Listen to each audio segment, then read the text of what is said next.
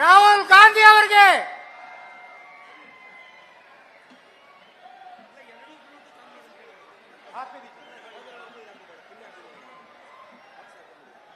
ರಾಹುಲ್ ಗಾಂಧಿ ಅವರಿಗೆ ರಾಹುಲ್ ಗಾಂಧಿ ಅವರಿಗೆ ರಾಹುಲ್ ಗಾಂಧಿ ಅವರಿಗೆ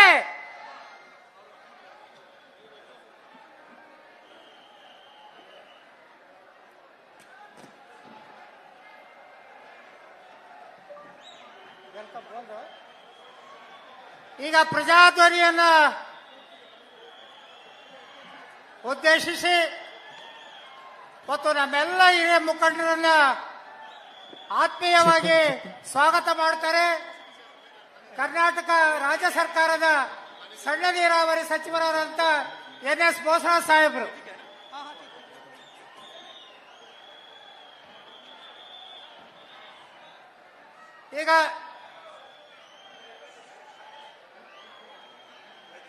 ಈಗ NS ಬೋಸರಾಜ್ ಅವರಿಂದ ಸ್ವಾಗತ ಮಾತು.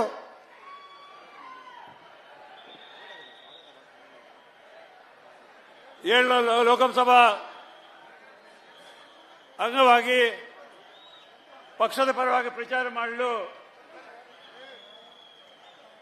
ಆಗಮಿಸಿರುವಂತ ನಮ್ಮೆಲ್ಲರ ಅಚ್ಚುಮೆಚ್ಚಿನ ನಾಯಕರು, ರಾಷ್ಟ್ರದ ನಾಯಕರಾಗಿರ್ತಕ್ಕಂಥ ಸನ್ಮಾನ್ಯ ಶ್ರೀ ರಾಹುಲ್ ಗಾಂಧಿ ಅವರಿಗೆ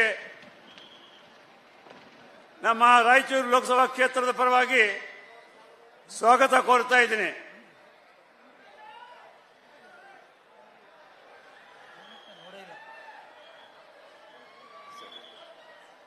ಲೋಕಸಭಾ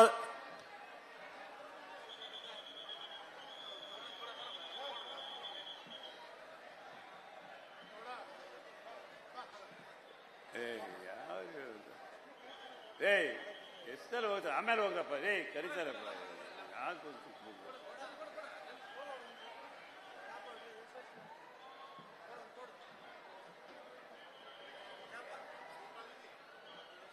ಅದೇ ರೀತಿಯಾಗಿ ನಮ್ಮೆಲ್ಲರ ಮೆಚ್ಚಿನ ನಾಯಕರು, ರಾಜ್ಯಸಭಾ ಸದಸ್ಯರು, ಕೇಂದ್ರ ಮಾಜಿ ಸಚಿವರು, ಪ್ರಸ್ತುತ ಅಖಿಲ ಭಾರತ ಕಾಂಗ್ರೆಸ್ ಸಮಿತಿಯ ಪ್ರಧಾನ ಕಾರ್ಯದರ್ಶಿಗಳಾಗಿರ್ತಕ್ಕಂಥ ಸನ್ಮಾನ್ಯ ಶ್ರೀ KC ವೇಣುಗೋಪಾಲ್ ಅವರು ಸಹಿತ ನಮ್ಮೆಲ್ಲರ ಪರವಾಗಿ ಸ್ವಾಗತ ಕೋರ್ತಾ ಇದ್ದೀನಿ.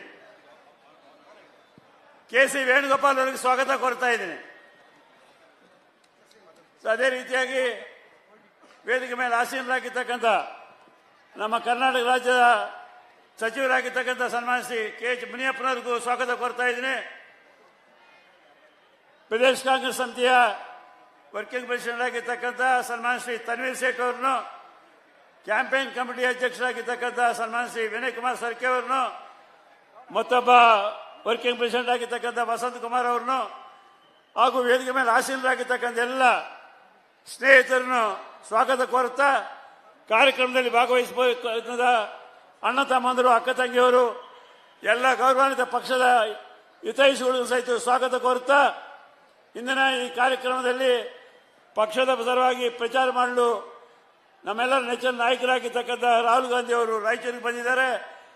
ಭಾರತ್ ಜೋಡೋ ಯಾತ್ರದಲ್ಲಿ ಕನ್ಯಾಕುಮಾರಿಯಿಂದ ಕಾಶ್ಮೀರ ತನಕ, ಮಣಿಪುರದಿಂದ ಒಟ್ಟಾರೆ 10,000 ಕಿಲೋಮೀಟರ್ ಈ ರಾಷ್ಟ್ರದ ಐಕ್ಯತೆಗಾಗಿ ಶಾಂತಿ, ನೆಮ್ಮದಿ, ಸೌಹಾರ್ದತೆ ಮೂಡಿಸಬೇಕೆಂಬ ಉದ್ದೇಶದಿಂದ ರಾಹುಲ್ ಗಾಂಧಿ ಅವರು ಆಡಿರ್ತಕ್ಕಂಥ ಯಾತ್ರೆ ನಮ್ಮೆಲ್ಲರಿಗೂ ಗೊತ್ತಿದೆ. ಭಾರತ್ ಜೋಡೋ ಯಾತ್ರದಲ್ಲಿ ಇದೇ ಕಾರ್ಯಕ್ರಮಕ್ಕೆ ಇಲ್ಲೇ ಆಗಮಿಸಿ ಈ ಭಾಗದ ಜನರಿಗೆ ಅವರು ಉದ್ದೇಶಿಸಿ ಮಾತನಾಡಿರ್ತಕ್ಕಂಥ ಸಹಿತ ಇಲ್ಲಿ ನೆನಪಿಸಿ, ಇವತ್ತು ರಾಹುಲ್ ಗಾಂಧಿ ಅವರ ನಾಯಕತ್ವದಲ್ಲಿ ದೇಶದಲ್ಲಿ ಕಾಂಗ್ರೆಸ್ ಪಕ್ಷ ಎಲ್ಲರೂ ಒಂದಾಗಿ ಒಕ್ಕಟ್ಟಾಗಿ ಇವತ್ತು ಪಕ್ಷವನ್ನು ಅಧಿಕಾರ ತರತಕ್ಕಂಥ ಪ್ರಯತ್ನದಲ್ಲಿ ನಾವೆಲ್ಲ ರಾಯಚೂರು ಲೋಕಸಭಾ ಕ್ಷೇತ್ರದಿಂದ ನಮ್ಮ ಕಾಂಗ್ರೆಸ್ ಪಕ್ಷವನ್ನು ಜಯಗೊಳಿಸತಕ್ಕಂಥ ಪ್ರಯತ್ನ ನಾವೆಲ್ಲರೂ ಮಾಡಬೇಕು. ಆ ದಿಶೆಯಲ್ಲಿ ಶ್ರೀಮಾನ್ ರಾಹುಲ್ ಗಾಂಧಿ ಅವರು 2009ರಲ್ಲಿ ಲೋಕಸಭಾ ಚುನಾವಣೆ ಸಂದರ್ಭದಲ್ಲಿ ಗುಲ್ಬರ್ಗಾ ಪ್ರದೇಶಕ್ಕೆ ಬಂದಾಗ ಈ ಪ್ರದೇಶದ ಜನರ 371 ಸ್ಪೆಷಲ್ ಸ್ಟೇಟಸ್ ಬಗ್ಗೆ ಮಾತನಾಡಿದಾಗ ಶ್ರೀಮಾನ್ ರಾಹುಲ್ ಗಾಂಧಿ ಅವರು ಈ ಭಾಗದ ಜನರಿಗೆ ಒಂದು ಆಶ್ವಾಸನೆ ನೀಡಿದರು. 2009 ಚುನಾವಣೆಯಲ್ಲಿ ಕಾಂಗ್ರೆಸ್ ಪಕ್ಷ ಅಧಿಕಾರಕ್ಕೆ ಬಂದರೆ ನಮಗೆ ಈ ಭಾಗಕ್ಕೆ 371 ಜೆ ಕೊಡಿಸ್ತಕ್ಕಂಥ ಒಂದು ಪ್ರಯತ್ನ ಮಾಡ್ತೀನಿ ಅಂತ ಮಾತನ್ನು ರಾಹುಲ್ ಗಾಂಧಿ ಅವರು ಈ ಭಾಗದ ಜನರಿಗೆ ಆಶ್ವಾಸನೆ ಕೊಟ್ಟು ತಮ್ಮೆಲ್ಲರ ಆಶೀರ್ವಾದದಿಂದ ಕಾಂಗ್ರೆಸ್ ಸರ್ಕಾರ ಮನಮೋಹನ್ ಸಿಂಗ್ ಅವರ ನೇತೃತ್ವದಲ್ಲಿ ಯುಪಿಎ ಚೇರ್ಮನ್ ಶ್ರೀಮತಿ ಸೋನಿಯಾ ಗಾಂಧಿ ಅವರ ನಾಯಕತ್ವದಲ್ಲಿ ಈ ಕಾರ್ಯಕ್ರಮ ಬಂದಾಗ ಶ್ರೀಮಾನ್ ಮಲ್ಲಿಕಾರ್ಜುನ ಖರ್ಗೆ ಅವರ ಒಂದು ಪ್ರಯತ್ನದಿಂದ 371 ಸ್ಪೆಷಲ್ ಸ್ಟೇಟಸ್ ಈ ಕಾರ್ಯಕ್ರಮಕ್ಕೆ ಬಂದಿದೆ. ಹಾಗಾಗಿ ಇವತ್ತು ಈ ಭಾಗದ ಜನರಿಗೆ ಎಜುಕೇಶನ್, ಎಂಪ್ಲಾಯ್ಮೆಂಟ್ ಅಂಡ್ ಡೆವಲಪ್ಮೆಂಟ್ ಆಗ್ತಾ ಇದೆ. ಆ ದಿಶೆಯಲ್ಲಿ ಸಿದ್ದರಾಮಯ್ಯ ಸರ್ಕಾರ ಈ ವರ್ಷದಲ್ಲಿ 5,000 ಕೋಟಿ ನಮಗೆಲ್ಲ ಕೊಟ್ಟಿರ್ತಕ್ಕಂಥದ್ದು ತಮ್ಮೆಲ್ಲರಿಗೂ ಮನವರಿಕೆಯಾಗಿದೆ. ರಾಹುಲ್ ಗಾಂಧಿ ಅವರು ಕೊಟ್ಟಿರ್ತಕ್ಕಂಥ ಮಾತಿನ ಪ್ರಕಾರ ಇವತ್ತು ಸ್ಪೆಷಲ್ ಸ್ಟೇಟಸ್ ನಮ್ಗೆ ಸಿಕ್ಕಿದೆ.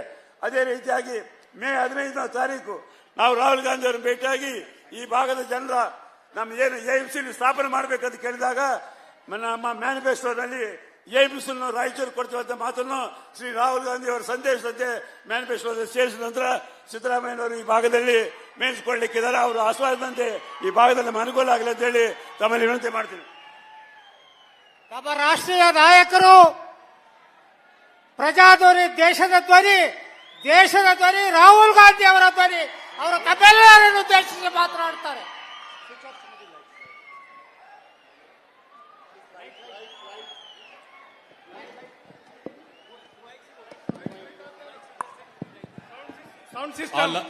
ಲೈಟ್ಗಳನ್ನ ಆಫ್ ಮಾಡಿ, ಇಲ್ಲಿರ ಲೈಟ್ ಆಫ್ ಮಾಡಿ, ಲೈಟ್ ಆಫ್ ಮಾಡಿ, ಲೈಟ್ಸ್ ಆಫ್ ಮಾಡಿ. ಅವು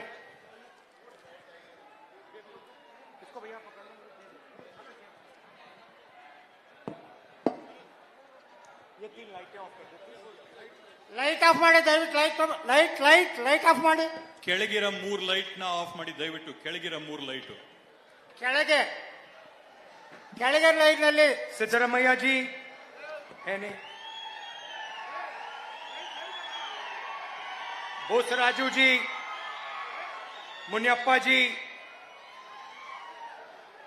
नायक जी, बसन गौडा नायक जी, शरणा गौडा जी, स्टेज पे कांग्रेस पार्टी के वरिष्ठ नेता, हमारे प्यारे कार्यकर्ता, भाइयों और बहनों, प्रेस के हमारे मित्रों, आप सबका यहां बहुत बहुत स्वागत, नमस्कार.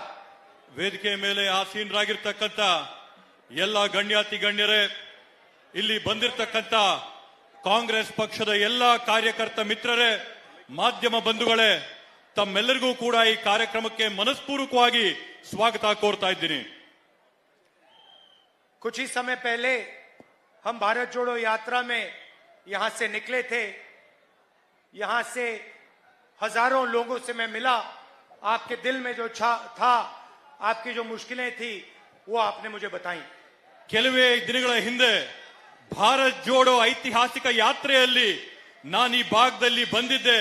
ತಮ್ಮ ಜೊತೆ ಮಾತಾಡದೆ ತಮ್ಮ ಕಷ್ಟಗಳನ್ನ, ಸಮಸ್ಯೆಗಳನ್ನ ತಾವೆಲ್ಲರೂ ಕೂಡ ನಮ್ಗಿಲ್ಲಿ मोबाइल स्विच ऑफ, मोबाइल भैया आपका मोबाइल ऑफ करिए, ऑफ है.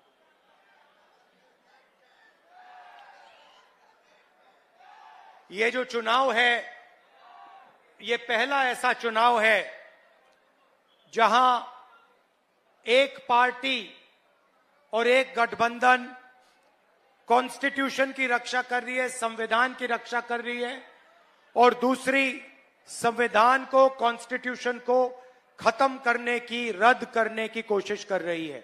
ಇದು ಪ್ರಪ್ರಥಮವಾದಂತಹ ಚುನಾವಣೆಯಲ್ಲಿ ನಡೀತಾ ಇದೆ. ಎಲ್ಲಿ ಒಂದು ಪಕ್ಷ ಸಂವಿಧಾನನ ರದ್ದುಪಡಿಸೋದಕ್ಕೆ, ಸಂವಿಧಾನನ ಅಳಿಸಂತ ಪ್ರಯತ್ನ ಮಾಡ್ತಾ ಇದೆ. ಮತ್ತೊಂದು ಪಕ್ಷ ಸಂವಿಧಾನನ ಎತ್ತಿಡಿಯಂತದ್ದು, ಸಂವಿಧಾನನ ಉಳಿಸಂತ ಕೆಲಸನ ಮತ್ತೊಂದು ಪಕ್ಷ ಮಾಡ್ತಾ ಇದೆ. कांग्रेस पार्टी ने देश की जनता से मिलकर एक साथ ये संविधान देश को दिया. ಕಾಂಗ್ರೆಸ್ ಪಕ್ಷ ಈ ದೇಶದ ಎಲ್ಲಾ ಪ್ರಜೆಗಳನ್ನ ಮಾತನಾಡಿ ವಿಶ್ವಾಸಕ್ಕೆ ತಗೊಂಡು ಈ ದೇಶಕ್ಕೆ ಈ ಸಂವಿಧಾನನ ಕಾಂಗ್ರೆಸ್ ಪಕ್ಷ ಕೊಟ್ಟಿದೆ. संविधान से पहले देश में दलितों को, आदिवासियों को, पिछड़े वर्ग के लोगों को कोई अधिकार नहीं थे.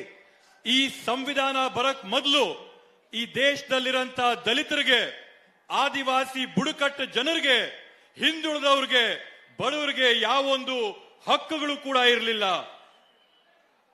संविधान के आने से पहले अगर आप गरीब थे तो आपके कोई अधिकार नहीं थे।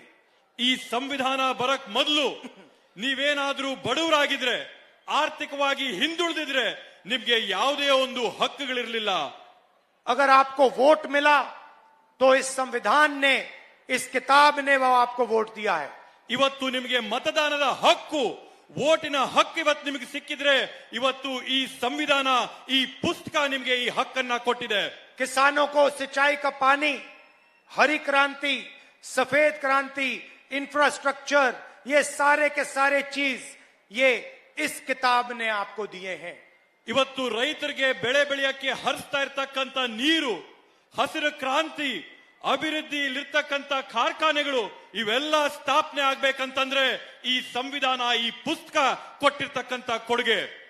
और अब बीजेपी के नेता सीधा बोल रहे हैं कि वो इस संविधान को बदल देंगे और खत्म कर देंगे।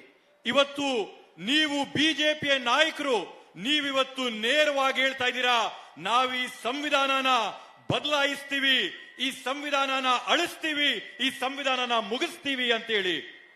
संविधान कहता है कि देश में सब जात के लोग एक समान हैं, देश में समानता होनी चाहिए।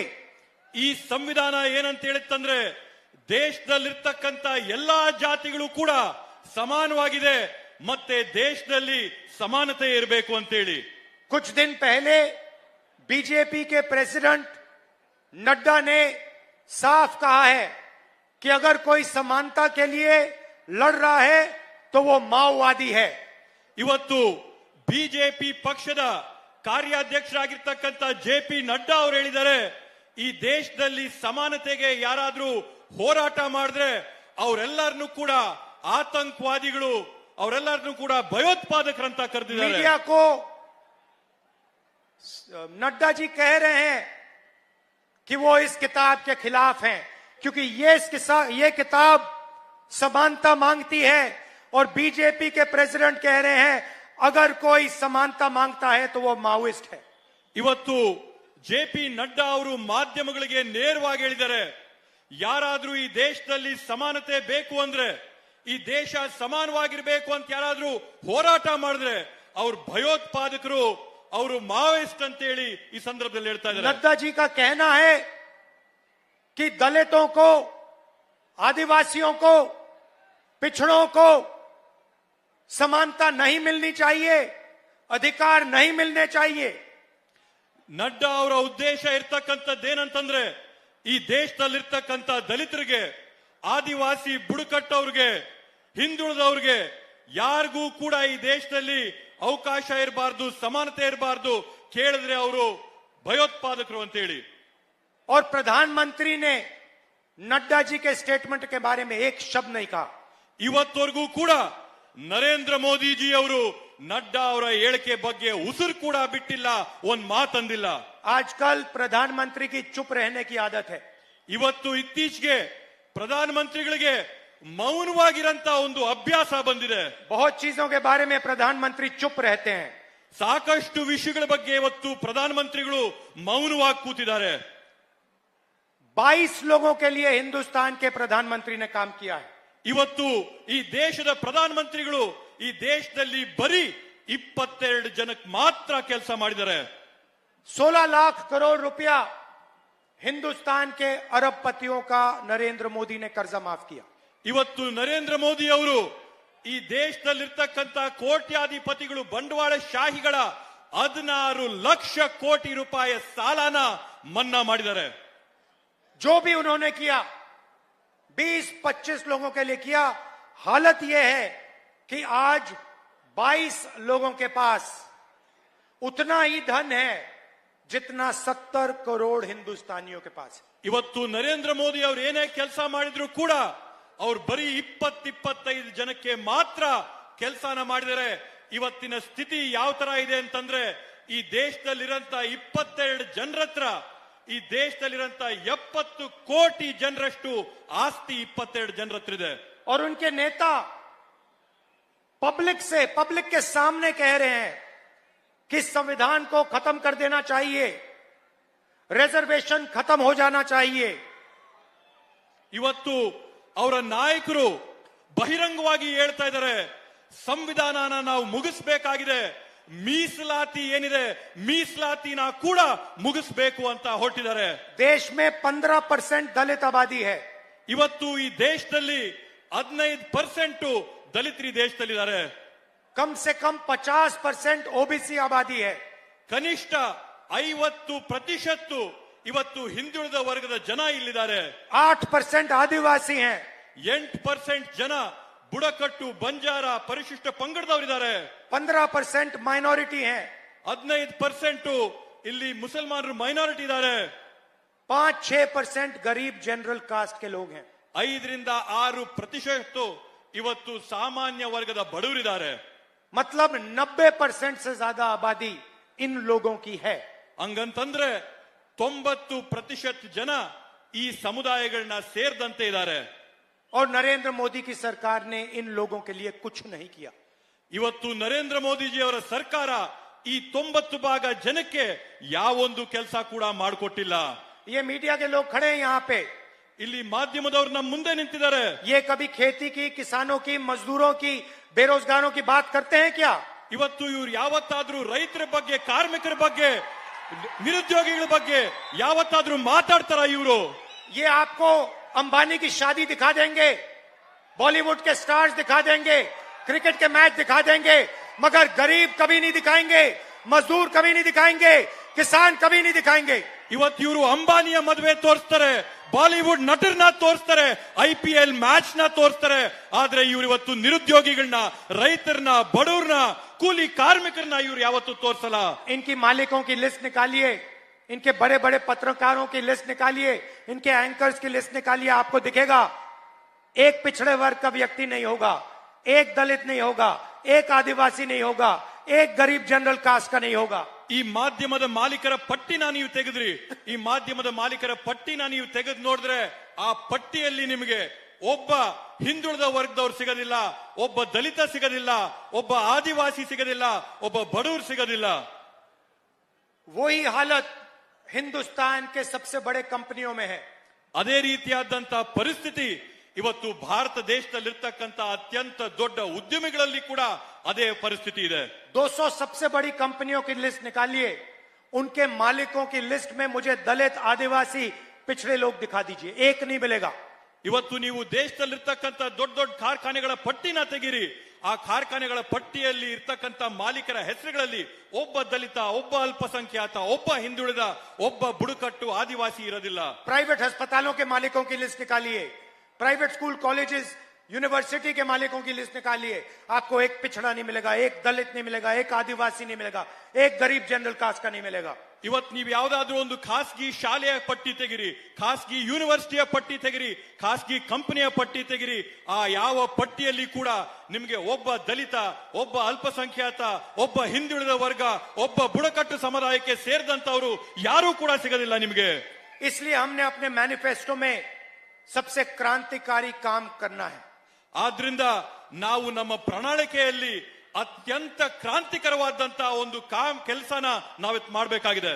जिसको हम जाति जनगणना मतलब गिनती कहते हैं। ಇದನ್ನ ನಾವು ಸಮೀಕ್ಷೆ ಮಾಡಿ ಜಾತಿ ಜನಗಣತಿನ ನಾವು ಮಾಡ್ತೀವಿ ಅಂತ ನಮ್ಮ ಪ್ರಣಾಳಿಕೆಯಲ್ಲಿ ನಾವು ಹೇಳ್ತಾ ಇದೀವಿ.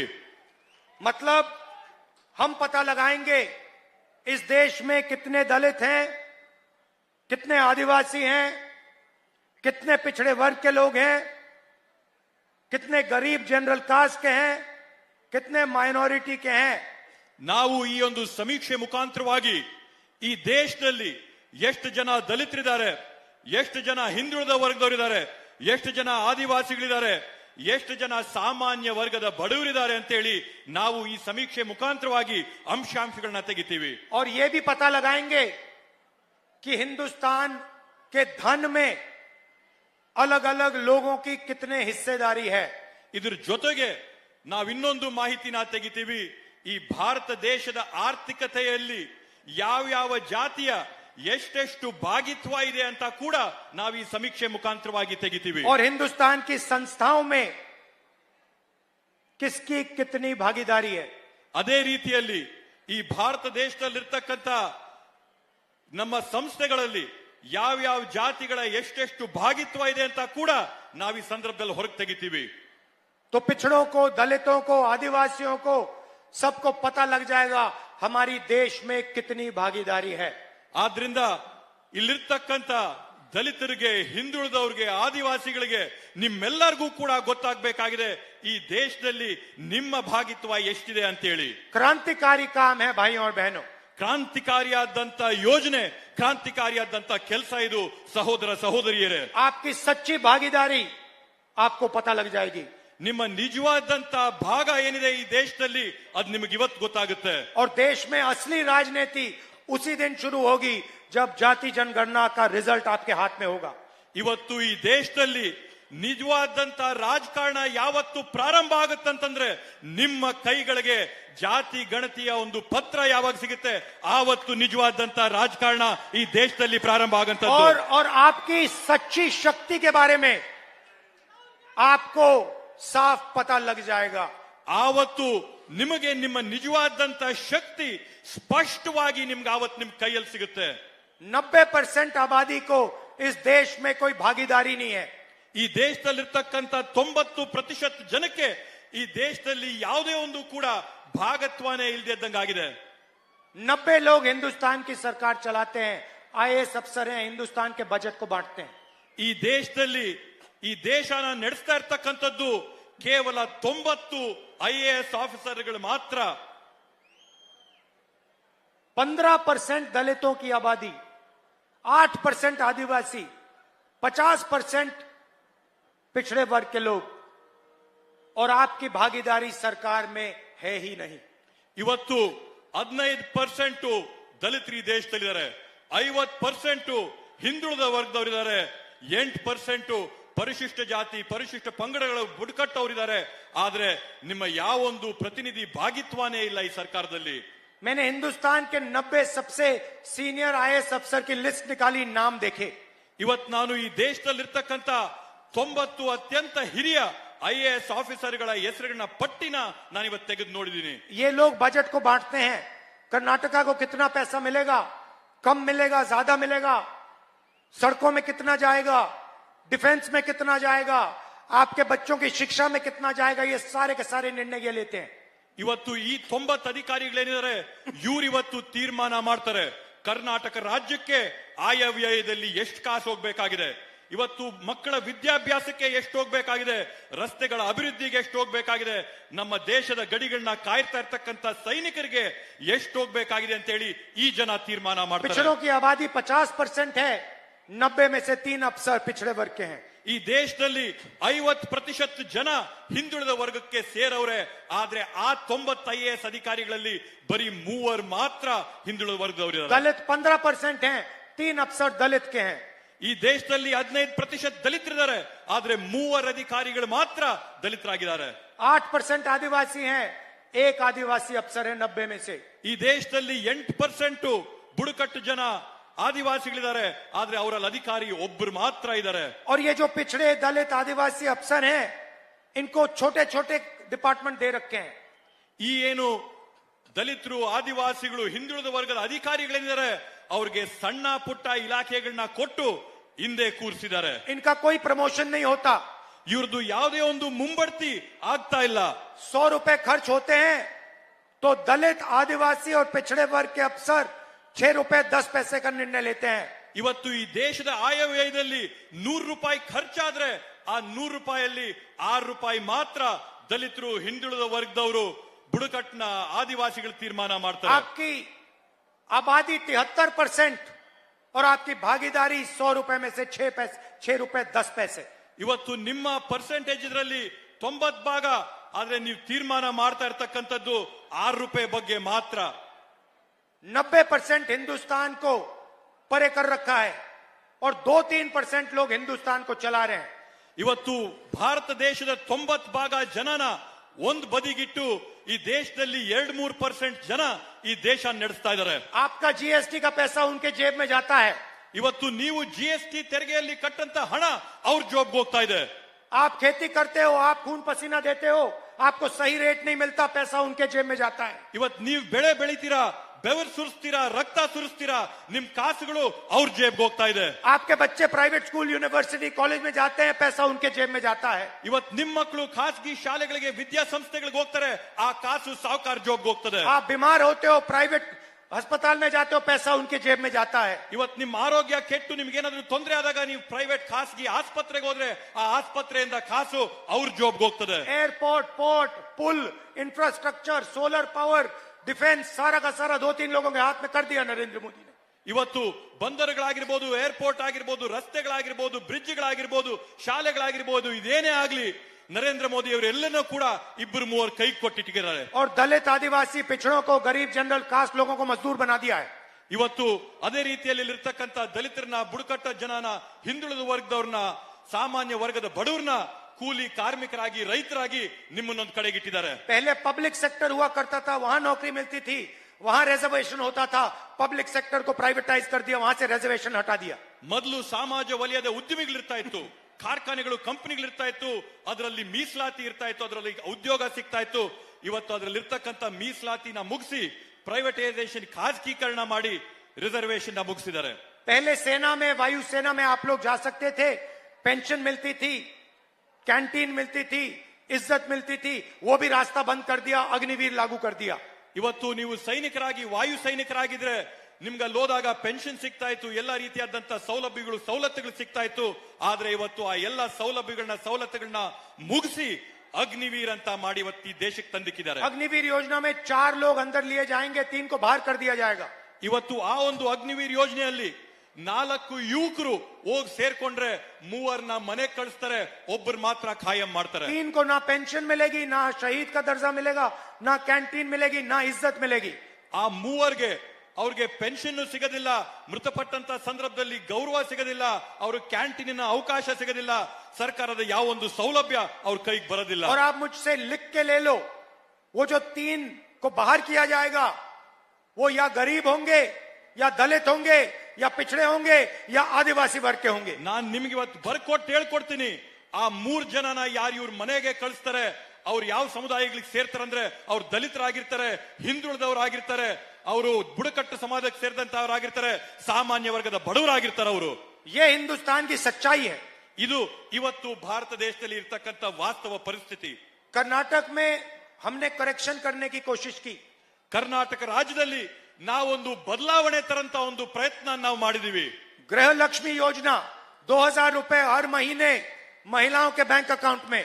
ಗೃಹಲಕ್ಷ್ಮಿ ಯೋಜನೆ ಅಡಿಯಲ್ಲಿ ಮನೆಯಲ್ಲಿರ್ತಕ್ಕಂಥ ಪ್ರತಿ ಮಹಿಳೆಗೆ 2,000 ರೂಪಾಯಿನ ನಾವು ಅಕೌಂಟ್ ಹಾಕ್ತಾ ಇದೀವಿ. गृह ज्योति 200 यूनिट फ्री बिजली। ಇವತ್ತು ಗೃಹ ಜ್ಯೋತಿ ಯೋಜನೆ ಅಡಿಯಲ್ಲಿ ಪ್ರತಿಯೊಂದು ಮನೆಗೂ ಕೂಡ 200 ಯೂನಿಟ್ ವಿದ್ಯುತ್ ಅನ್ನ ಉಚಿತವಾಗಿ ಕೊಡ್ತಾ ಇದೀವಿ. अन्न भाग्य 10 केजी चावल 1 करोड़ परिवारों को। ಇವತ್ತು ಅನ್ನಭಾಗ್ಯದ ಅಡಿಯಲ್ಲಿ ಪ್ರತಿಯೊಬ್ಬರಿಗೂ ಕೂಡ 10 ಕೆಜಿ ಅಕ್ಕಿ ಕೊಡಂತ ಕೆಲಸ ನಾವು ಮಾಡ್ತಾ ಇದೀವಿ. युवा निधि 3,000 रुपए महीने के अनएम्प्लॉयड ग्रेजुएट्स को। ಇವತ್ತು ಯುವ ನಿಧಿ ಯೋಜನೆ ಅಡಿಯಲ್ಲಿ ಏನಿವತ್ತು ಪದವೀಧರರಿದ್ದಾರೆ, ನಿರುದ್ಯೋಗಿಗಳು, ಅವ್ರಿಗೆ 3,000 ರೂಪಾಯಿ ಕೊಡಂತ ಕೆಲಸ ನಾವು ಮಾಡ್ತಾ ಇದೀವಿ.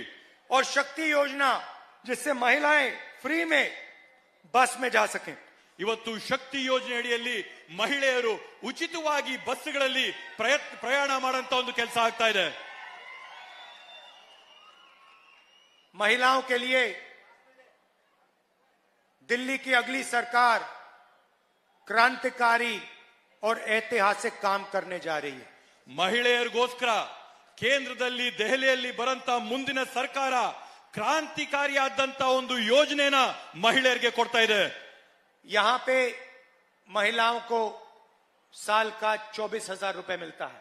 ಇವತ್ತಿಲ್ಲಿ ಕರ್ನಾಟಕದಲ್ಲಿ ಹೆಣ್ಮಕ್ಕಳಿಗೆ ವರ್ಷಕ್ಕೆ 24,000 ರೂಪಾಯಿ ಅವರ ಅಕೌಂಟ್ಗೆ ಜಮಾ ಆಗ್ತಾ ಇದೆ. हमारी सरकार आएगी। नहीं, अभी ताली मत बजाओ, अभी ताली मत बजाओ। ಇನ್ನು ಚಪ್ಪಾಳೆ ತಟ್ಪಡಿ ಹೇಳ್ತೀವಿ, ಚಪ್ಪಾಳೆ ತಾಳ್ಮೆಯಿಂದ. ताली जब बजाना जब मैं आपको सच्ची बात, सही बात बताता हूं। अभी ಚಪ್ಪಾಳೆ ಯಾವಾಗ ತಟ್ಬೇಕಂದ್ರೆ ನಾನ್ ನಿಜ ಹೇಳಿದಾಗ, ಸ್ಪಷ್ಟವಾಗಿ ಹೇಳಿದಾಗ अभी बताने जा रहा हूं, इसके बाद ताली बजाना। ನಾನು ಹೇಳಿದ ಮೇಲೆ ಚಪ್ಪಾಳೆ ತಟ್ಬೋದು ನೀವು. हिंदुस्तान के सब गरीब परिवारों की लिस्ट बनेगी। ಭಾರತ ದೇಶದಲ್ಲಿರ್ತಕ್ಕಂಥ ಎಲ್ಲ ಬಡ ಕುಟುಂಬಗಳ ಪಟ್ಟಿನ ನಾವು ಮಾಡಿದೀವಿ. नोटबंदी जीएसटी करके नरेंद्र मोदी ने करोड़ों लोगों को गरीब कर दिया है. ನೋಟ್ ಬಂದಿ ಮತ್ತೆ ಅವೈಜ್ಞಾನಿಕವಾಗಿ ಜಿಎಸ್ಟಿ ನ ಜಾರಿಗೆ ತಂದು ನರೇಂದ್ರ ಮೋದಿಜಿ ಅವರು ಕೋಟ್ಯಾಂತರ ಜನರ ಬಾಳುಗಳನ್ನ ಹಾಳು ಮಾಡಿದ್ದಾರೆ. ಇವತ್ತು उन सब लोगों के नाम निकलेंगे ಆ ಎಲ್ಲಾ ಜನರ ಹೆಸರಿನ ಪಟ್ಟಿನ ನಾವು ಮಾಡ್ತೀವಿ. और हर गरीब परिवार में से एक महिला का नाम चुना जाएगा. ಅದೇ ರೀತಿಯಲ್ಲಿ ಪ್ರತಿಯೊಂದು ಬಡ ಕುಟುಂಬದಿಂದ ಒಬ್ಬ ಮಹಿಳೆಯ ಹೆಸರನ್ನ ನಾವು ಆಯ್ಕೆ ಮಾಡ್ಕೋತೀವಿ. और उस महिला के बैंक अकाउंट में साल के 10,000 नहीं, 20,000 नहीं, 40,000 नहीं, 50,000 नहीं, 90,000 नहीं, 1,00,000 रुपए बैंक अकाउंट में डालेंगे. ಇವತ್ತು ಆ ಒಂದು ಬಡ ಕುಟುಂಬದ ಮಹಿಳೆಗೆ ಅವರ ಒಂದು ಖಾತೆಗೆ ಅಕೌಂಟ್ಗೆ 10,000 ಅಲ್ಲ, 20,000 ಅಲ್ಲ, 30,000 ಅಲ್ಲ, 50,000 ಅಲ್ಲ, 80,000, 90,000 ಅಲ್ಲ, 1,00,000 ರೂಪಾಯಿನ ಅವ್ರ ಖಾತೆಗೆ ನಾವು ನೇರವಾಗಿ ಪಾವತಿ ಮಾಡ್ತೀವಿ. ये लगी ना ताली. ಇದಕ್ಕೆ ತಾನೇ ಚಪ್ಪಾಳೆ ಬಜಾಯಿಸಬೇಕಾದ್ದು. अब देखिए, हम महिलाओं के लिए 3-4 काम करने जा रहे हैं. ಇವತ್ತು ನಾವು ಮಹಿಳೆಯರಿಗೋಸ್ಕರ 3-4 ಯೋಜನೆಗಳನ್ನ ರೂಪಿಸ್ಕೊಂಡಿದೀವಿ. मैंने आपको महालक्ष्मी योजना के बारे में बोला. 1,00,000 रुपए गरीब महिलाओं के बैंक अकाउंट में ठक. महीने के 8,500 रुपए, साल के 1,00,000 रुपए ठकाठक ठकाठक ठकाठक हर महीने. ಇವತ್ತು ನಾವು ನಿಮ್ಗೆ ಮಹಿಳೆಯರಿಗೆ ಮಹಾಲಕ್ಷ್ಮಿ ಯೋಜನೆ ಅಡಿಯಲ್ಲಿ ವರ್ಷಕ್ಕೆ 1,00,000 ರೂಪಾಯಿ, ತಿಂಗಳಿಗೆ 8,500 ರೂಪಾಯಿ ಫಟಾಫಟ್ ಫಟಾಫಟ್ ಫಟಾಫಟ್ ಅಂತ ಅವ್ರ ಅಕೌಂಟ್ ಬರಂತ ಕೆಲಸ ನಾವು ಮಾಡ್ತೀವಿ. महिलाओं को सरकारी नौकरियों में, पब्लिक सेक्टर में 50% रिजर्वेशन दे रहे हैं. ನಿಮ್ ಮನೆಗಳಲ್ಲಿರ್ತಕ್ಕಂಥ ಹೆಣ್ಮಕ್ಳಿಗೆ ಸರ್ಕಾರಿ ಹುದ್ದೆಗಳಲ್ಲಿರ್ತಕ್ಕಂಥವ್ರಿಗೆ 50% ಸರ್ಕಾರಿ ಹುದ್ದೆಗಳಿಗೆ ಮೀಸಲಾತಿ ಮಾಡ್ಕೊಡ್ತೀವಂತ ಮಾತು ಕೊಡ್ತಾ ಇದೀವಿ. आंगनवाड़ी और आशा में जो काम करती है महिलाएं, उनकी आमदनी हम दुगनी करने जा रहे हैं. ನಮ್ಮಲ್ಲಿರ್ತಕ್ಕಂಥ ಆಶಾ ಮತ್ತೆ ಅಂಗನವಾಡಿ ಕಾರ್ಯಕರ್ತರಿಗೆ ಬರ್ತಾ ಇರ್ತಕ್ಕಂಥ ಗೌರವ ಧನನ 2 ಪಟ್ಟು ಜಾಸ್ತಿ ಮಾಡ್ತೀವಂತ ಮಾತು ಕೊಡ್ತಾ ಇದೀವಿ. और मनरेगा में 400 रुपए हम देने जा रहे हैं. ಅದೇ ರೀತಿಯಲ್ಲಿ ನರೇಗಾ ಯೋಜನೆ ಅಡಿಯಲ್ಲಿ ಪ್ರತಿಯೊಬ್ಬರಿಗೂ ಕೂಡ ದಿನಕ್ಕೆ 400 ರೂಪಾಯಿ ಕೂಲಿನ ಕೊಡ್ತೀವಂತ ಮಾತು ಕೊಡ್ತಾ ಇದೀವಿ. और हम जानते हैं कि महिलाएं इस देश के भविष्य की देखभाल करती हैं. ಇವತ್ತು ನಮ್ಗೆ ಸ್ಪಷ್ಟವಾಗಿ ಗೊತ್ತಾಗಿದೆ, ಮನೆಯಲ್ಲಿರ್ತಕ್ಕಂಥ ಹೆಣ್ಮಕ್ಳು ಈ ದೇಶದ ಭವಿಷ್ಯನ ರೂಪಿಸ್ತಾ ಇದ್ದಾರೆ ಅಂತ ಹೇಳಿ. अब यहां पे पुरुष बैठे हैं. आपने अपने आप से एक सवाल पूछा होगा कि 1,00,000 रुपए महिलाओं के बैंक अकाउंट में क्यों जा रहा है, हमारे बैंक अकाउंट में क्यों नहीं? ಇಲ್ಲಿರ್ತಕ್ಕಂಥ ಗಂಡಸರು ತಾವೆಲ್ಲ ಪ್ರಶ್ನೆ ಮಾಡಿರ್ಬೋದು, 1,00,000 ರೂಪಾಯಿ ಹೆಣ್ಮಕ್ಳ ಅಕೌಂಟ್ಗೆ ಯಾಕೆ ಹೋಗ್ತಾ ಇದೆ, ನಮ್ಮ ಅಕೌಂಟ್ಗೆ ಯಾಕೆ ಬರ್ತಾ ಇಲ್ಲ ಅಂತ ನೀವು ಪ್ರಶ್ನೆ ಮಾಡಿರ್ಬೋದು. मैं आपको बता देता हूं. ನಾನ್ ನಿಮಗೆ ತಿಳಿಸ್ತೀನಿ. शायद आपको अच्छा ना लगे, ಬಹುಶಃ ನಿಮ್ಗೆ ಇಷ್ಟ ಆಗದೆ ಇರ್ಬೋದು. 21वीं सदी में पुरुष और स्त्री दोनों जॉब करते हैं. 21ನೇ ಶತಮಾನದಲ್ಲಿ ಇವತ್ತು ಗಂಡಸರು ಹೆಂಗಸರು ಇಬ್ರು ಕೂಡ ಹೊರಗೋಗಿ ಉದ್ಯೋಗ ಮಾಡ್ತಾರೆ. 8-10 घंटे घर के बाहर स्त्री और पुरुष काम करते हैं. 8-10 ಗಂಟೆ ಒಂದ್ ದಿನಕ್ಕೆ ಗಂಡಸರು ಹೆಂಗಸರು ಇಬ್ರು ಕೂಡ ಹೊರಗೋಗಿ ಕೆಲಸ ಮಾಡ್ತಾರೆ. जैसे यहाँ पे आप देखिए, यहाँ पे पुरुष पुलिस वाले भी हैं और स्त्री पुलिस वाले भी हैं. ಇವತ್ತು ನೀವೇ ನಿಮ್ ಕಣ್ಮುಂದೆ ನೋಡಿ, ಇಲ್ಲಿ ಗಂಡಸರು ಕೂಡ ಪೊಲೀಸ್ ಅವರಿದ್ದಾರೆ, ಹೆಣ್ಮಕ್ಳು ಕೂಡ ಪೊಲೀಸ್ ಅವರಿದ್ದಾರೆ. ये दोनों घर के बाहर 8-10 घंटे काम करते हैं. ಇವರಿಬ್ರು ಕೂಡ ಮನೆ ಹೊರಗೋಗಿ ದಿನಕ್ಕೆ 8-10 ಗಂಟೆ ದುಡ್ಕೊಂಡು ಬರ್ತಾರೆ. मगर जब महिलाएं घर जाती हैं, वो 8 घंटे एक्स्ट्रा काम करती हैं. ಆದ್ರೆ ಇವತ್ತು ಹೆಣ್ಮಕ್ಳು ಡ್ಯೂಟಿ ಮುಗಿಸ್ಕೊಂಡು ಮನೆಗೆ ಹೋದಾಗ ಮನೆಯಲ್ಲಿ ಇನ್ನೂ ಹೆಚ್ಚಾಗಿ 8-10 ಗಂಟೆ ಅವ್ರ ಮನೆಯಲ್ಲಿ ದುಡಿತಾರೆ. आप लोग 8 घंटा 10 घंटा करते हो, वो 16 घंटा करते हैं. ಇವತ್ತು ನೀವು ದಿನಕ್ಕೆ 8-10 ಗಂಟೆ ಕೆಲಸ ಮಾಡಿದ್ರೆ ಮನೆಯಲ್ಲಿರ್ತಕ್ಕಂಥ ಹೆಣ್ಮಕ್ಳು 16 ಗಂಟೆ ದಿನಕ್ಕೆ ಇವತ್ತು ದುಡಿತಾ ಇದ್ದಾರೆ. और देश के भविष्य बच्चों की देखभाल करती हैं, उनकी रक्षा करती हैं. ಮತ್ತೆ ಅದ್ರ ಜೊತೆಗೆ ಈ ದೇಶದ ಭವಿಷ್ಯ ಆಗಿರ್ತಕ್ಕಂಥ ಮಕ್ಕಳನ್ನ ಇವತ್ತು ಅವರು ನೋಡ್ಕೊಂತಾರೆ, ಅವ್ರನ್ನ ಬೆಳೆಸ್ತಾರೆ. इसीलिए उनके बैंक अकाउंट में हम पैसा डाल रहे हैं. ಆದ್ರಿಂದಾನೇ ನಾವಿವತ್ತು ಮನೆಯಲ್ಲಿರ್ತಕ್ಕಂಥ ಹೆಣ್ಮಕ್ಳ ಅಕೌಂಟ್ಗೆ 1,00,000 ರೂಪಾಯಿ ಆಗ್ತಾ ಇರ್ತಕ್ಕಂಥದ್ದು. वो जो एक्स्ट्रा 8 घंटा काम करती है, जिनके लिए उनको 1 रुपया नहीं मिलता, हिंदुस्तान की सरकार अब उस 8 घंटे के लिए उनको 1 लाख रुपए देने जा रही है। ಇವತ್ತು ದಿನಕ್ಕೆ 8 ಗಂಟೆ ಎಕ್ಸ್ಟ್ರಾ ಏನ್ ಕೆಲಸ ಮಾಡ್ತಾ ಇದಾರೆ, ಮುಂದೆ ಬರಂತ ಭಾರತ ರಾಜ್ಯದ ಸರ್ಕಾರ ಅವ್ರಿಗೆ ಒಂದು ವರ್ಷಕ್ಕೆ 1 ಲಕ್ಷ ರೂಪಾಯಿ ಅವ್ರಿಗೆ ಹಾಕೊಡ್ತಾರೆ. तो ये कांग्रेस पार्टी करने जा रही है। ಇವತ್ತು ಇದು ಕಾಂಗ್ರೆಸ್ ಪಕ್ಷದ ಆಲೋಚನೆಗಳು. अब हिंदुस्तान में करोड़ों महिलाएं हैं जिन पर कुछ न कुछ हिंसा की गई है। ಇವತ್ತು ಭಾರತ ದೇಶದಲ್ಲಿ ಕೋಟ್ಯಾಂತರ ಸಂಖ್ಯೆಯಲ್ಲಿ ಹೆಣ್ಮಕ್ಳಿದ್ದಾರೆ, ಯಾರ ಮೇಲೆ ಯಾವ ರೀತಿಯಲ್ಲಾದ್ರೂ ಒಂದು ರೀತಿಯಲ್ಲಿ ದೌರ್ಜನ್ಯ ದಬ್ಬಾಳಿಕೆ ಆಗಿದೆ. हजारों महिलाओं का बलात्कार होता है, ಇವತ್ತು ಸಾವಿರಾರು ಸಂಖ್ಯೆಯಲ್ಲಿ ಹೆಣ್ಮಕ್ಕಳ ಬಲಾತ್ಕಾರ ನಡೀತಾ ಇದೆ. लाखों का बलात्कार होता है। ಲಕ್ಷಾಂತರ ಸಂಖ್ಯೆಯಲ್ಲಿ ಇವತ್ತು ಹೆಣ್ಮಕ್ಕಳ ದೌರ್ಜನ್ಯ ಬಲಾತ್ಕಾರ ನಡೀತಾ ಇದೆ. बसेस में उनको छेड़ा जाता है, मारा जाता है, घर में कभी कभी पिटाई हो जाती है। ಬಸ್ಗಳಲ್ಲಿ ಹೋದಾಗ ಅವ್ರಿಗೆ ಚೇಷ್ಟೆ ಮಾಡೋಂಥದ್ದಾಗುತ್ತೆ, ಅವ್ರನ್ನ ಹೊಡೆಯಂತದ್ದಾಗುತ್ತೆ, ಮನೆಗೆ ಹೋದ್ರೆ ಕಿರುಕುಳ ಅನುಭವಿಸಬೇಕಾದಂತದ್ದಾಗುತ್ತೆ. उन माताओं बहनों से मैं बात कर रहा हूं आज, ಇವತ್ತು ಆ ಒಂದು ತಾಯಂದಿರನ್ನ, ಅಕ್ಕ ತಂಗಿಯಂದಿರನ್ನ ನೇರವಾಗಿ ನಾನು ಮಾತಾಡಕ್ ಬಯಸ್ತೀನಿ. जिनके साथ अन्याय हुआ है, बलात्कार हुआ है, ಯಾರಿಗೆ ಅನ್ಯಾಯ ಆಗಿದೆ, ಯಾರ ಮೇಲೆ ದೌರ್ಜನ್ಯ ದಬ್ಬಾಳಿಕೆ ಬಲಾತ್ಕಾರ ಆಗಿದೆ, ये मैं आपको आज एक चिट्ठी दिखाना चाहता हूं। ಇವತ್ತು ನಾನು ನಿಮ್ಗೊಂದು ಪತ್ರನ ತೋರ್ಸಕ್ ಬಯಸ್ತೀನಿ. ये एक चिट्ठी बीजेपी के नेता ने हिंदुस्तान के होम मिनिस्टर को भेजी थी। ಇವತ್ತು ಈ ಒಂದು ಪತ್ರನ ಬಿಜೆಪಿ ಪಕ್ಷದ ಒಬ್ಬ ನಾಯಕರು ಈ ದೇಶದ ಗೃಹ ಸಚಿವರಿಗೆ ಕಳಿಸಿರ್ತಕ್ಕಂಥದ್ದು. होम मिनिस्टर को चिट्ठी भेजी है और उस चिट्ठी में इस व्यक्ति ने साफ बोला है कि प्रज्वल रवन्ना महिलाओं का बलात्कार कर रहा है, रेप कर रहा है। ಇವತ್ತು ಈ ಪತ್ರದಲ್ಲಿ ಸ್ಪಷ್ಟವಾಗಿ ಬರೆದಿದ್ದಾರೆ, ಗೃಹ ಸಚಿವರಿಗೆ ಪತ್ರನ ಬಳಸ್ಕರಿಸಿದ್ದಾರೆ. ಪ್ರಜ್ವಲ್ ರೇವಣ್ಣ ಅವರು ಹೆಣ್ಮಕ್ಕಳ ಮೇಲೆ ದೌರ್ಜನ್ಯ ಬಲಾತ್ಕಾರ ಮಾಡಿದ್ದಾರೆ ಅಂತೇಳಿ ಗೃಹ ಸಚಿವರಿಗೆ ಪತ್ರ ಬರೆದು ಕಳಿಸಿದ್ದಾರೆ. मतलब जो हिंदुस्तान की लाखों महिलाओं के साथ हुआ है, ये काम इस प्रज्वल रवन्ना ने 400 महिलाओं के साथ किया है। ಈ ರೀತಿಯಾಗಿ ದೇಶದಲ್ಲಿರ್ತಕ್ಕಂಥ ಸಾಕಷ್ಟು ಹೆಣ್ಮಕ್ಳ ಮೇಲೆ ಆಗಿರ್ತಕ್ಕಂಥ ಬಲಾತ್ಕಾರನ ಪ್ರಜ್ವಲ್ ರೇವಣ್ಣ 400 ಹೆಣ್ಮಕ್ಳ ಮೇಲೆ ಈ ರೀತಿಯಾಗಿ ಭಯೋತ್ಪಾದನೆ ಮಾಡಿ ಬಲಾತ್ಕಾರ ಮಾಡಿ ಇವತ್ತು ಅವ್ರ ಮೇಲೆ ದೌರ್ಜನ್ಯ ಮಾಡಿದ್ದಾರೆ. 400 महिलाओं का रेप किया है और वीडियो बनाया है। 400 ಹೆಣ್ಮಕ್ಕಳ ಬಲಾತ್ಕಾರ ಮಾಡಿ, ರೇಪ್ ಮಾಡಿ ಅದರ ವಿಡಿಯೋನ ತೆಗೆದಿಟ್ಕೊಂಡಿದ್ದಾರೆ, ಚಿತ್ರಗಳು ತೆಗೆದಿದ್ದಾರೆ. ये व्यक्ति होम मिनिस्टर को चिट्ठी लिखता है और कहता है कि प्रज्वल रवन्ना महिलाओं के साथ अत्याचार कर रहा है, मोलेस्टेशन कर रहा है, रेप कर रहा है। होम मिनिस्टर कुछ नहीं कहते। ಇವರು ಪತ್ರನ ಬರೆದು ಗೃಹ ಸಚಿವರಿಗೆ ಪತ್ರದಲ್ಲಿ ಹೇಳ್ತಾರೆ, ಪ್ರಜ್ವಲ್ ರೇವಣ್ಣ ಹೆಣ್ಮಕ್ಳಿಗೆ ದೌರ್ಜನ್ಯ ಮಾಡ್ತಾ ಇದ್ದಾನೆ, ತೊಂದರೆ ಕೊಡ್ತಾ ಇದ್ದಾನೆ, ಬಲಾತ್ಕಾರ ಮಾಡ್ತಾ ಇದ್ದಾನೆ, ರೇಪ್ ಮಾಡ್ತಾ ಇದ್ದಾನೆ ಅಂತ ಪತ್ರದಲ್ಲಿ ಬರೆದು ಗೃಹ ಸಚಿವರು ಕೊಟ್ರೆ, ಗೃಹ ಸಚಿವರು ಅದ್ರ ಬಗ್ಗೆ ಇವತ್ತವರೆಗೂ ಕೂಡ ಒಂದು ಮಾತಾಡಿಲ್ಲ. और उसके बाद हिंदुस्तान के प्रधानमंत्री ऐसे स्टेज पे आते हैं और प्रज्वल रवन्ना के लिए वोट मांगते हैं। ಇದೆಲ್ಲ ಆದ ನಂತರ ಈ ದೇಶದ ಪ್ರಧಾನಮಂತ್ರಿಗಳಾಗಿರ್ತಕ್ಕಂಥ ನರೇಂದ್ರ ಮೋದಿ ಇಂಥ ವೇದಿಕೆಗೆ ಬಂದು ವೇದಿಕೆ ಮೇಲೆ ಪ್ರಜ್ವಲ್ ರೇವಣ್ಣ ಪಕ್ಕದಲ್ಲಿ ನಿಂತು ಪ್ರಜ್ವಲ್ ರೇವಣ್ಣಗೆ ಮತ ಹಾಕಿ ಅಂತ ಮತಯಾಚನೆ ಮಾಡ್ತಾರೆ.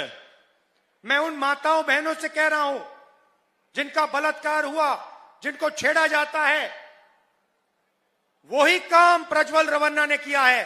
ಇವತ್ತು ನಾನು ದೌರ್ಜನ್ಯಕ್ಕೆ, ದಬ್ಬಾಳಿಕೆಗೆ, ಬಲಾತ್ಕಾರ ಆದಂತ ತಾಯಂದ್ರಿಗೆ, ಅಕ್ಕ ತಂಗಿರಿಗೆ ನಾನು ಹೇಳ್ತೀನಿ, ಅದೇ ಕೆಲಸನ ಈ ಪ್ರಜ್ವಲ್ ರೇವಣ್ಣ ಹೆಂಗಸರ ಮೇಲೆ ಮಾಡಿದ್ದಾನೆ. जो काम आपके खिलाफ किया गया, वही काम इस व्यक्ति ने 400 महिलाओं के साथ किया है।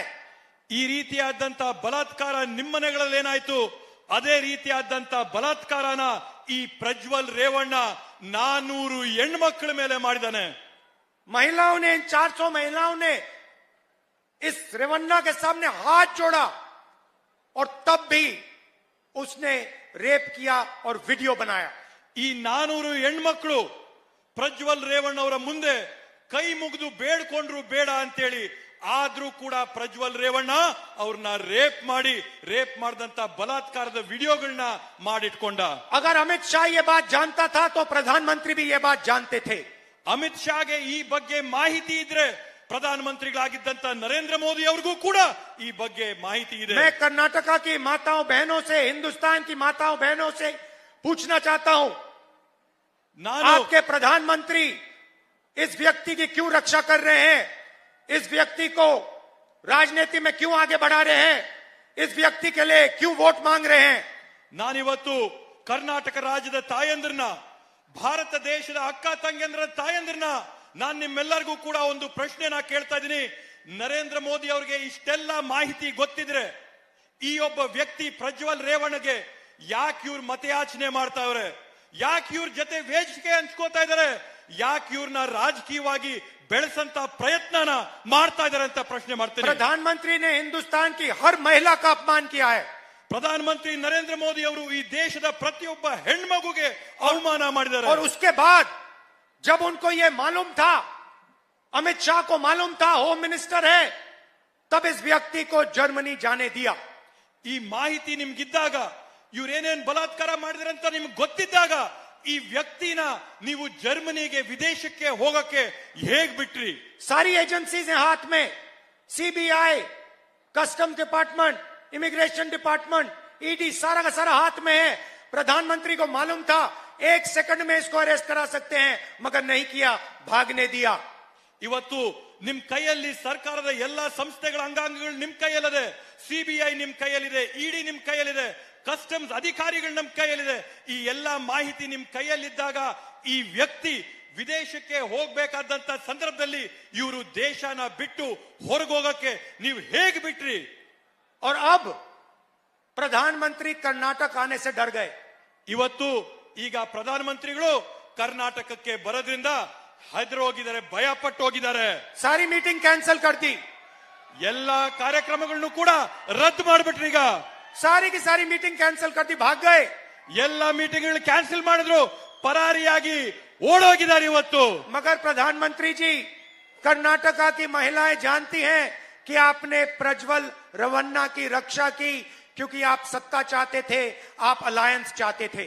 ಇವತ್ತು ಪ್ರಧಾನಮಂತ್ರಿ ನರೇಂದ್ರ ಮೋದಿಗಳೇ, ಕರ್ನಾಟಕ ರಾಜ್ಯದ ಹೆಣ್ಮಕ್ಳಿಗೆ ಗೊತ್ತು ನೀವು ಪ್ರಜ್ವಲ್ ರೇವಣ್ಣ ಅವ್ರಿಗೆ ಯಾಕೆ ರಕ್ಷಣೆ ಕೊಟ್ರಿ, ಯಾಕೆ ಜೊತೆಗೆ ಇಟ್ಕೊಂಡ್ರಿ ಅಂದ್ರೆ ಅವ್ರು ನಿಮ್ಮ ಮೈತ್ರಿ, ನಿಮ್ ಪಾರ್ಟ್ನರ್ ಆಗಿದ್ದಾರೆ.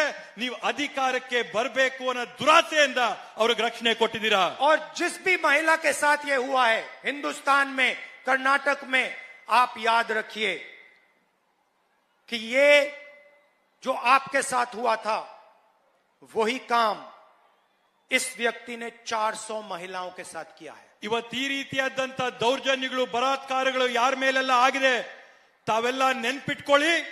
ಈ ಪ್ರಜ್ವಲ್ ರೇವಣ್ಣ ಅಂತವನು ಈ ರಾಜ್ಯದ 400 ಹೆಣ್ಮಕ್ಳ ಮೇಲೆ ಈ ರೀತಿಯಾದಂತ ಬಲಾತ್ಕಾರನ ಮಾಡಿದಾನೆ ಅಂತೇಳಿ. और 2 लोग जो इस देश को कंट्रोल करते हैं, प्रधानमंत्री और होम मिनिस्टर, ने उसकी रक्षा की. ಈ ದೇಶನ ಯಾರು ನಡೆಸ್ತಾ ಇದ್ದಾರೆ, ಆಡಳಿತ ಯಾರು ಮಾಡ್ತಾ ಇದ್ದಾರೆ, ಪ್ರಧಾನಮಂತ್ರಿಗಳು ಮತ್ತೆ ಗೃಹ ಸಚಿವರು ಇವತ್ತು ಈ ಕೆಲಸ ಮಾಡಿದಂತವ್ರನ್ನ ಅವರು ರಕ್ಷಣೆ ಮಾಡ್ತಾ ಇದ್ದಾರೆ. साफ लिखा है यहां पे इस चिट्ठी में, prime minister family tree for which the mentioned above Revanna and his family have indulged themselves in such illegal activities such as kidnapping, rape and other inhuman activities. ये होम मिनिस्टर को चिट्ठी दी है.